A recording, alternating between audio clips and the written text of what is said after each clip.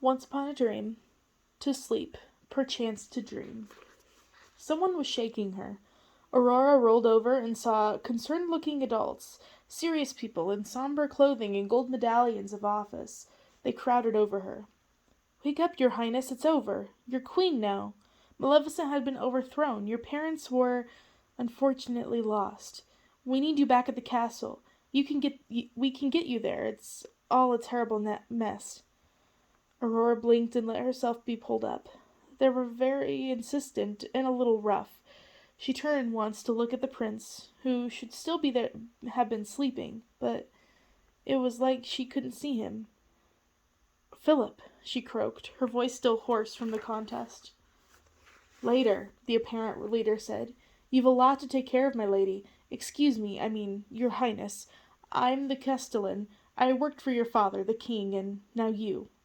She was shuffled to a waiting carriage, golden and royal, pulled by 4 beautiful chestnut horses. Before she could give them a friendly pet, the door was opened. She was ushered in, and they immediately set off.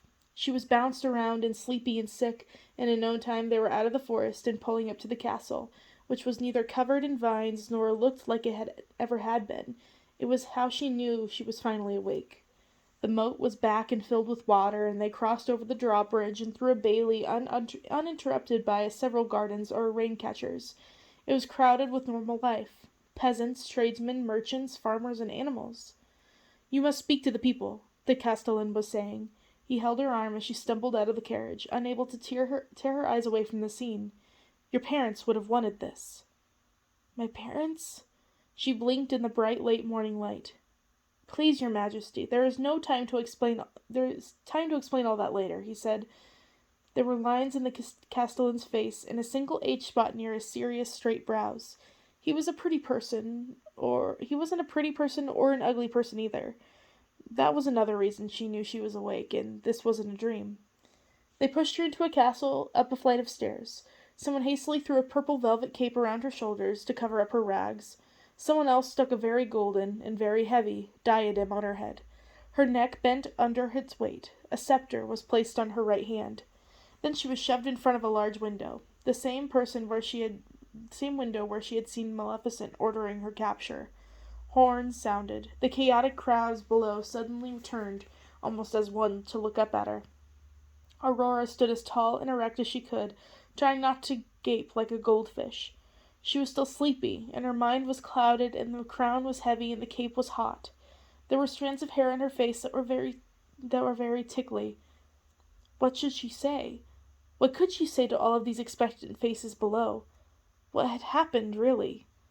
She had fallen asleep, and then Philip said the fairies put everyone in the kingdom to sleep. And then they were ruled in the nightmare world by the undead Maleficent, and now they were free by means she didn't understand. But their king and queen were dead, her mother and father, whom she had never known in either world. Did she get a moment to mourn that? "Good people," she tried to shout. It came out as an ugly, croaking whisper. "You are now free." Everyone looked expectant. A few people clapped. Obviously those who actually heard what she said knew that really. "I am now your queen," she strained to say as loudly as she could.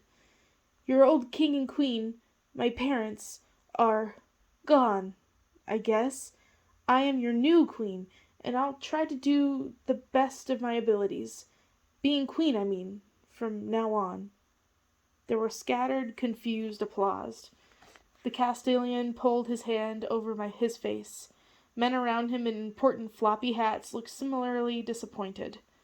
"Come, there are other things to be done," he said, trying to sound optimistic.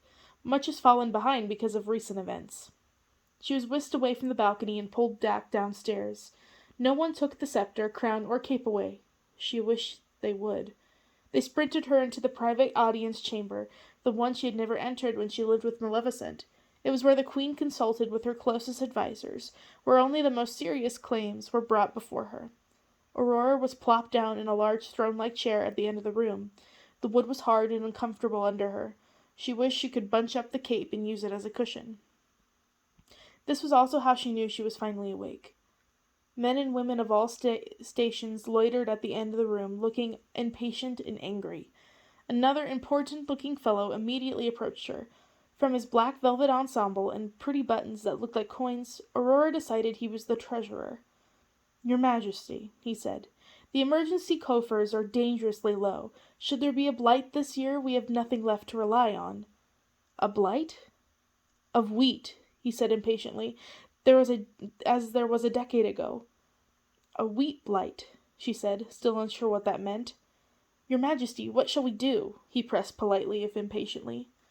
"What protocol does one normally follow in these cases?" she asked, wondering if she had a right to feel proud about how well she had phrased this question. Didn't it sound regal? "I recommend we raise taxes immediately," he said with a shrug. "An emergency tax of an additional 5% multure, plus a guild of 2.5. That should cover it." "All right," she said slowly. "Let's do that." There were howls of fury and stomping. She jumped in her throne, shocked by the outburst. The treasurer rolled his eyes. "What is wrong?"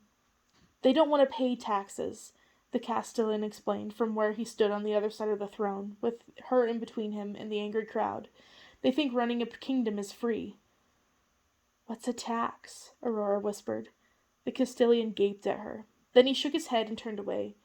She turned back to the treasurer. "What's a tax?" he repeated.